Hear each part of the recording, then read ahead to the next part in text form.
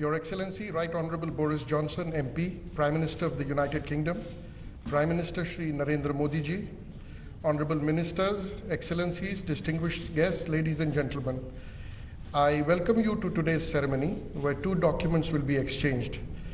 First, we have the Memorandum of Understanding between Ministry of External Affairs, Government of India and the Foreign, Commonwealth and Development Office of the United Kingdom on the implementation of the India-UK Global Innovation Partnership.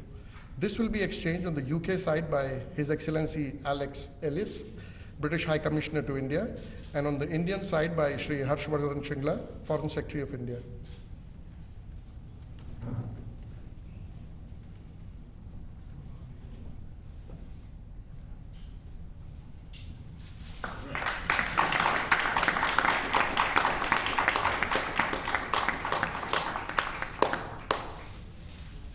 The next document is a Memorandum of Understanding between the Department of Atomic Energy of the Government of India and the Department for Business Energy and Industrial Strategy of the Government of the United Kingdom concerning cooperation with India's Global Centre for Nuclear Energy Partnership.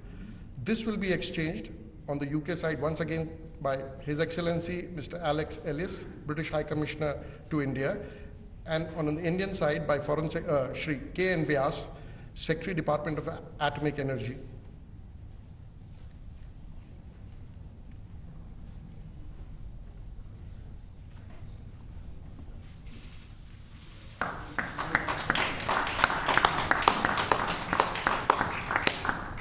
Excellencies, this concludes the exchange of agreements ceremony. I now request the spokesperson of the External Affairs Ministry to conduct the proceedings. Good afternoon, distinguished Prime Ministers, members of both delegations, friends from the media. We will now begin with the press statements. May I now request Shri Narendra Modi, Prime Minister of India, sir, to make his press statement. Your Excellency, Prime Minister Boris Johnson, distinguished delegates, media के हमारे साथी, नमस्कार। सबसे पहले मैं प्रधानमंत्री Boris Johnson और उनके डेलीगेशन का भारत में हार्दिक स्वागत करता हूं। प्रधानमंत्री के रूप में भले ही यह उनकी पहली भारत यात्रा है, लेकिन एक पुराने मित्र के रूप में वे भारत को बहुत अच्छे से जानते हैं, समझते हैं। पिछले कई वर्षों से भारत और यूके के संबंधों को मजबूत करने में प्रधानमंत्री जॉनसन की बहुत महत्वपूर्ण भूमिका रही है। इस समय जब भारत अपनी आजादी का अमृत महोत्सव मना रहा है, प्रधानमंत्री बोरिस जॉनसन का यहां आना अपने आप में एक ऐतिहासिक पल है। और कल तो पूरे भारत ने देखा है कि आपने अपनी भारत यात्रा का शुभारंभ साबरमती आश्रम में महात्मा गांधी को श्रद्धा सुमन अर्पित करके किया। फ्रेंड, पिछले साल हमने दोनों देशों के बीच कॉम्प्रिहेंसिव स्ट्रेटेजिक पार्टनरशिप की स्थापना की थी और इस दशक में अपने संबंधों को दिशा देने के लिए हमने एक महत्वाकांक्षी रोड मैप 2030 भी लॉन्च किया था। आज की हमारी बातचीत में हमने इस रोड मैप में हुई प्रगति को रिव्यू भी किया और आगामी समय के लिए कुछ लक्ष्य भी तय किए। फ्री ट्रेड एग्रीमेंट के विषय पर दोनों देशों की टीम्स काम कर रही है।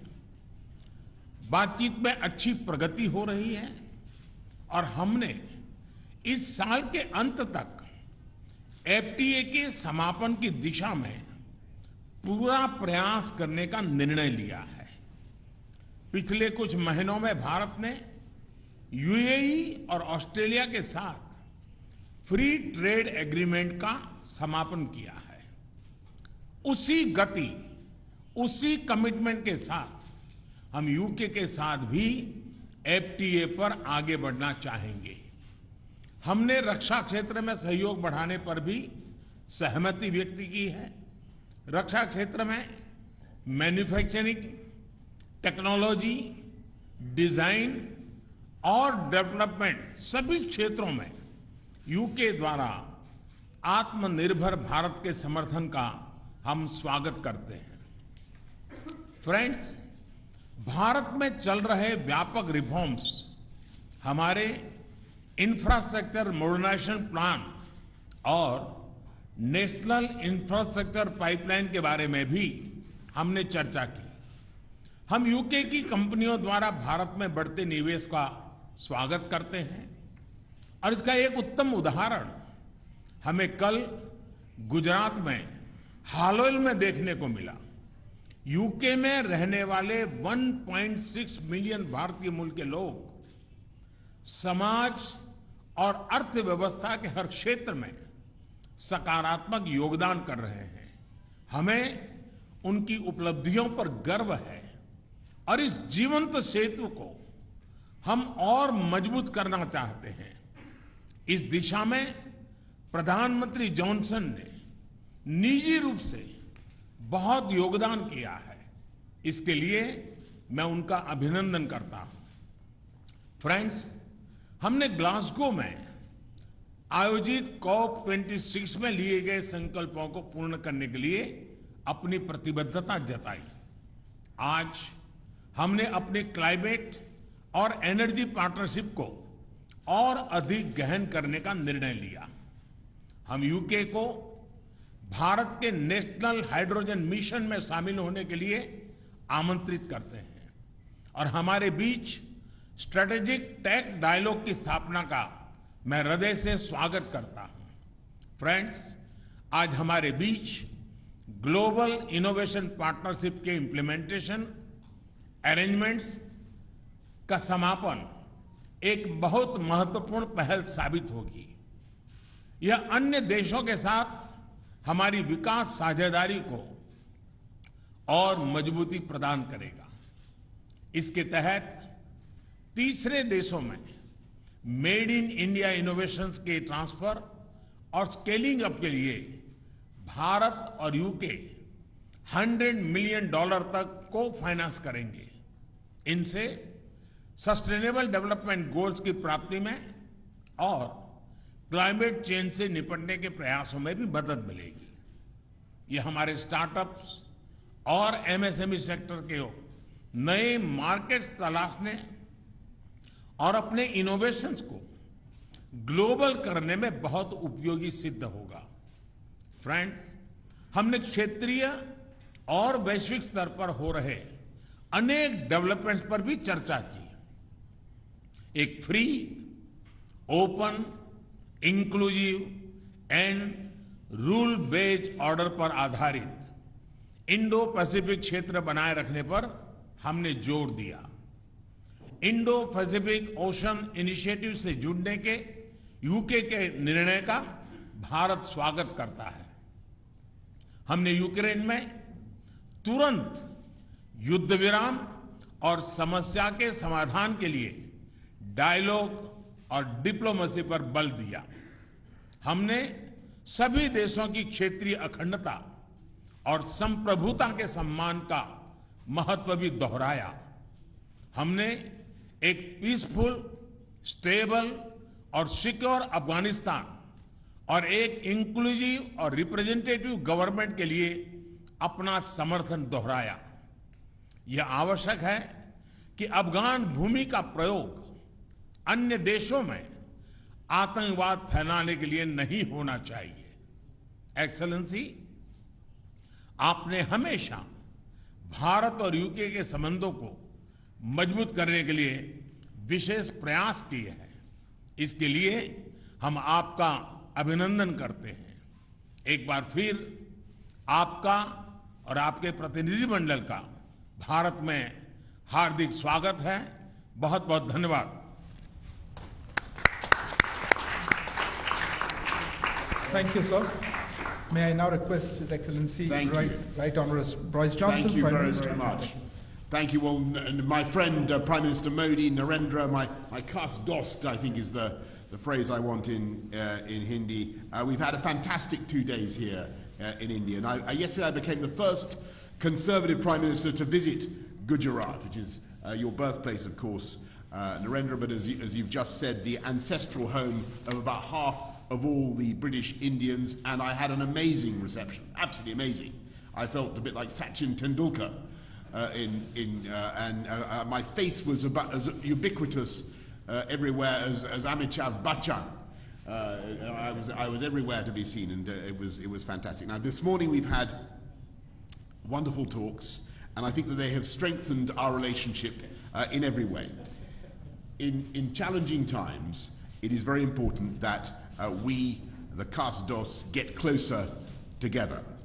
And I believe the partnership between Britain and India, one of the oldest democracies, Britain is one of the oldest, I mean Iceland they say is older, but we're one of the oldest, and India, certainly the largest democracy, is one of the defining friendships of our times. And what we're doing is taking forward an ambitious 10-year roadmap for British-Indian relations that we agreed last year. It was great to see you at the G7, but since then the threats of autocratic coercion have grown even further. And it's therefore vital that we deepen our cooperation, including our shared interest in keeping the Indo-Pacific open and free. So today, we've agreed a new and expanded defence and security partnership, a decades-long commitment that will not only forge tighter bonds between us, but support your goal, Narendra, of Make in India. The UK is creating an India-specific open general export licence, reducing bureaucracy and slashing delivery times for defence procurement. We've agreed to work together to meet new threats across land, sea, air, space and cyber, including partnering on new fighter jet technology, maritime technologies to detect and respond to threats in the oceans. We're extending our partnership as science superpowers and building on the collaboration between Oxford AstraZeneca, for instance, and the Serum Institute of India, which vaccinated more than 1 billion people against COVID, including, I'm proud to say, me. I have the Indian jab in my arms, and a power of good it did me. So many thanks to India. And that has helped India to become what Narendra has called the pharmacy of the world. Today, we're embarking on joint initiatives on malaria vaccines, on antimicrobial resistance, and a digital partnership between the Indian National Health Authority and our NHS. We're also taking big steps together on energy security, helping each other to reduce our dependence on imported hydrocarbons and adopt cheaper, more sustainable, homegrown alternatives. And we have a new offer, a new plan to develop offshore wind from the Celtic Sea to Dhanushkodi. We've got a new UK-India hydrogen science and innovation hub, and we're taking forward the Green Grid solar power initiative that you and I began, Narendra, at COP26 in Glasgow together with 80 other countries. It's an incredible fact that the sun provides enough energy every day to power the world 10,000 times over. You have a lot of solar power here in India. The sun's putting on a fantastic performance today, but we have quite a lot in Britain as well. These partnerships form the superstructure of the living bridge that Narendra describes between our countries. And today, that bridge is humming with goods and services and people and capital, whizzing back and forth, east to west. And sometimes it can be hard to tell whether something is British or Indian or, frankly, Brindian. And on Wednesday, I went to the airport in a Range Rover, Indian-owned but made in Britain. And when I arrived here on Thursday, I visited JCB, British-owned but made in India, exporting 60,000 around the world, by the way, 110 countries. Or take the example of the Norton motorbike, now being revived in Britain by an Indian company. And I'm very pleased that this visit has not only deepened our economic partnership, we've agreed new deals worth £1 billion and created more than 11,000 jobs across the UK in everything from electric buses to the robotic surgery of Smith & Nephew, which I saw yesterday, as well as in artificial intelligence, where India's strengths are remarkable. And perhaps most significantly for the long term, we're making full use of the freedom that we now have to reach a free trade agreement, a deal where you can lift those tariffs, you can, India, Narendra, on our machinery and apples. Actually, you've already done it on apples, so thank you for the apples. And in turn, we can lift the tariffs on your rice and textiles.